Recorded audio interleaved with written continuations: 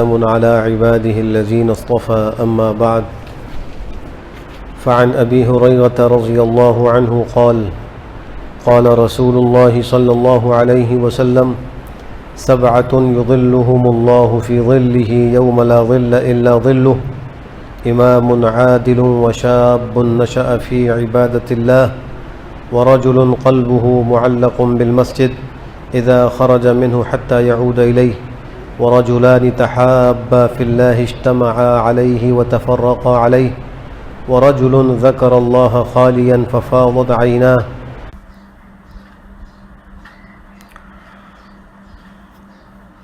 الله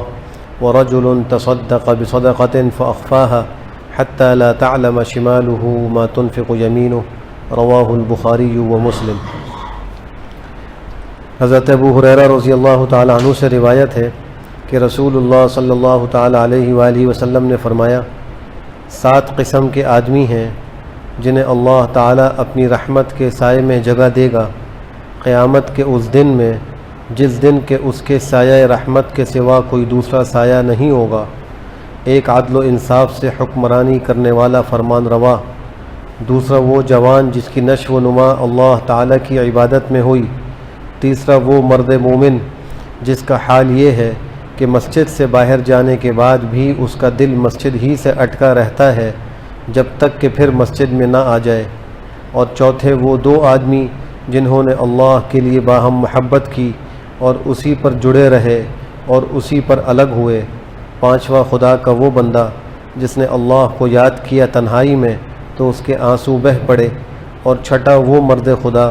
جسے حرام کی دعوت دی کسی ایسی عورت نے جو خوبصورت بھی ہے اور صاحب وجاہت و عزت بھی، تو اس بندے نے کہا کہ میں خدا سے ڈرتا ہوں اس لیے حرام کی طرف قدم نہیں اٹھا سکتا، اور 7واں وہ شخص جس نے اللہ کی راہ میں کچھ صدقہ کیا اور اس قدر چھپا کر کیا کہ گویا اس کے بائیں ہاتھ کو بھی خبر نہیں کہ اس کا داہنا ہاتھ اللہ کی راہ میں کیا خرچ کر رہا ہے اور کس کو دے رہا ہے۔ اس روایت میں 7 خوش نصیب مسلمانوں کا تذکرہ ہے جنہیں اللہ سبحانہ وتعالی قیامت کے دن، حشر کی سختی والے دن، جس دن ہر شخص اپنے پسینے میں غرق ہوگا اور سوا نیزے پر سورج ہوگا اور نفسی نفسی کا عالم ہو گیا، حضرات انبیاء علیہ الصلوۃ والسلام بھی نفسی نفسی فرما رہے ہوں گے، اس موقع پر ان 7 خوش نصیب لوگوں کو اللہ اپنے عرش کے سائے میں جگہ عطا فرمائیں گے، اور کوئی سایہ نہیں ہوگا سوائے اللہ کے اس عرش کے سائے کے۔ سب سے پہلا شخص وہ ہے کہ جو امام ہو، یعنی حاکم ہو، بادشاہ ہو اور عادل ہو، عدل کرنے والا ہو۔ اب یہ پہلا شخص تو ہر آدمی نہیں بن سکتا، بادشاہ تو ایک ہوتا ہے اور ویسے انسان بہت زیادہ ہے، تو ایک بزرگ فرماتے ہیں اس حدیث کی شرح میں کہ ہر انسان کو اللہ نے اس کے جسم پر بادشاہت دی ہے، اگر وہ اپنے اس جسم کی دنیا پر عدل و انصاف قائم کر لے تو اللہ کی ذات سے امید ہے کہ اللہ اس کو بھی امام عادل میں شامل فرما کر اپنے عرش کے سائے میں جگہ عطا فرمائے۔ انسان کے اس 6 فٹ کی دنیا کے اندر ایک صوبہ آنکھ کا ہے، ایک صوبہ زبان کا ہے، ایک صوبہ کان کا ہے، ایسی ہاتھ اور پیر اور دیگر اعضاء کا ہے، یہ سارے صوبے ہیں، اور دل اس کا کیپٹل ہے، دارالحکومت ہے۔ اگر دارالخلافہ مضبوط ہو تو سارے صوبے مضبوط ہوتے ہیں، اور دارالخلافہ کمزور ہو جائے تو سارے صوبے کمزور ہو جاتے ہیں۔ تو اگر کسی کا دل مضبوط ہے، اس نے اس کو بنا لیا اور اس میں اللہ کی محبت ہے، دنیا کی محبت نکل چکی ہے، اور وہ دل رذائل سے پاک ہو چکا ہے، اخلاق حسنہ سے آراستہ ہو چکا ہے، تو پھر یہ اس کی مضبوطی ہے۔ جب دل ایسا ہوگا تو اس کے سارے صوبوں میں بھی مضبوطی ہوگی اور وہ بھی صحیح چل رہے ہوں گے۔ آنکھ کا صحیح استعمال ہو، زبان کا صحیح استعمال ہو، دیگر اعضاء و جوارح کا صحیح استعمال ہو، تو یہ عدل ہے۔ تو ہر شخص اس معنی کے اعتبار سے امام عادل بن سکتا ہے۔ دوسرا فرمایا کہ وہ شخص، وہ نوجوان جس کی نشو و نما اللہ کی عبادت میں ہوئی، یعنی جوانی میں جس وقت کے انسان کی خواہشات بالکل پیک پر ہوتی ہیں اور وہ عروج پر ہوتی ہیں، اور اس وقت وہ اپنی ان خواہشات کو اللہ کے احکام کے تابع رکھ کر پورا کر رہا ہوتا ہے اور حرام سے بچ رہا ہوتا ہے، تو اس کو بھی اللہ قیامت کے دن اپنے عرش کے سائے میں جگہ عطا فرمائیں گے۔ اور تیسرا شخص وہ ہے جس کا دل مسجد کے ساتھ اٹکا ہوا ہے، نماز پڑھ کے گھر جاتا ہے، پھر اس کو دوبارہ فکر ہوتی ہے کہ میں نے مسجد جانا ہے، وہاں جا کر بھی نماز کا خیال، اور وقت پر نماز کی تیاری کر کر مسجد میں آ جاتا ہے، اس مسجد سے تعلق کی برکت پر اللہ سبحانہ و تعالیٰ اس کو کل عرش کے سائے میں جگہ عطا فرمائے گا۔ اور یہ آخرت کی فکر اور دین سے محبت کی علامت ہے کہ اگر کسی کا دل مسجد سے جڑا ہوا ہے، چونکہ مسجد دین کا مرکز ہے، اللہ کی عبادت کا مرکز ہے، اور وہ اللہ کی طرف متوجہ ہے جب ہی اس کے گھر کی توجہ بھی اس کے دل میں ہے اور بار بار اسی کی فکر کرتا ہے۔ چوتھا، وہ دو آدمی جو آپس میں اللہ کے لیے محبت کریں، اللہ ہی کی محبت پر جڑیں اور اللہ ہی کی محبت پر جدا ہوں۔ اس کا مطلب یہ ہے کہ جب سامنے ہو تو بھی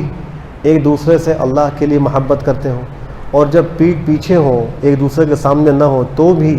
اللہ کے لیے محبت کرتے ہوں، ایک دوسرے کی غیبت نہ کرتے ہوں، برائیاں نہ بیان کرتے ہوں، الزام تراشی نہ کرتے ہوں، تو ایسے دونوں کو آدمیوں کو بھی اللہ سبحانہ و تعالیٰ عرش کے سائے میں جگہ عطا فرمائیں گے۔ اور پانچواں، وہ شخص ہے جو اللہ کا ذکر تنہائی میں کرتا ہے، رات کی تاریکیوں میں یا کبھی دن کی تنہائیوں میں، اور پھر اللہ کے خوف سے اس کے آنسو بہہ پڑتے ہیں۔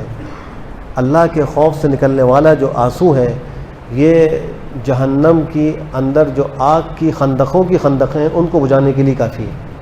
حالانکہ جہنم کی آگ اتنی سخت ہے کہ اس کی کوئی لپٹ کم نہیں ہوتی، اس کے انگارے نہیں بجھتے اور اس میں ہر لمحے تیزی آتی رہتی ہے، لیکن اللہ کے خوف سے نکلنے والا آنسو ایسا ہے کہ وہ جہنم کی آگ کو بھی بجھا دیتا ہے۔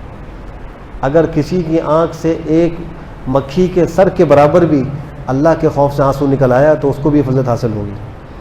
حدیث شریف میں تو اس امتحان کو اتنا آسان فرما دیا، بس اوقات انسان کی آنکھوں سے آنسو نہیں نکلتے،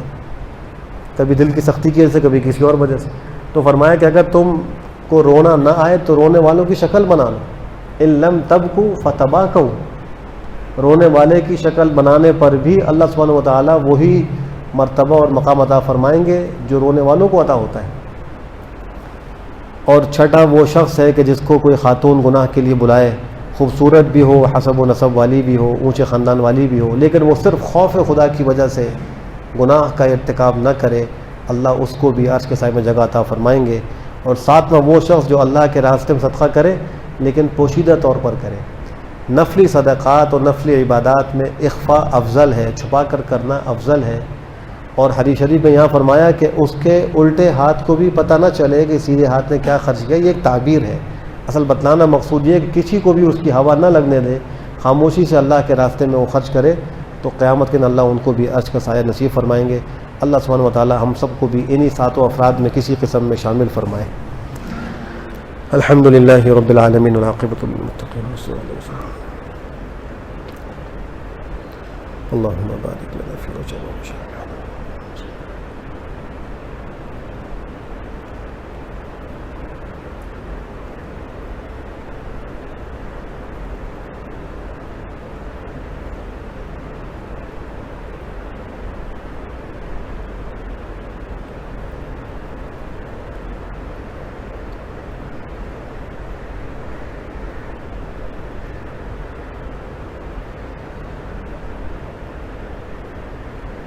برحمتک یا ارحم الراحمین۔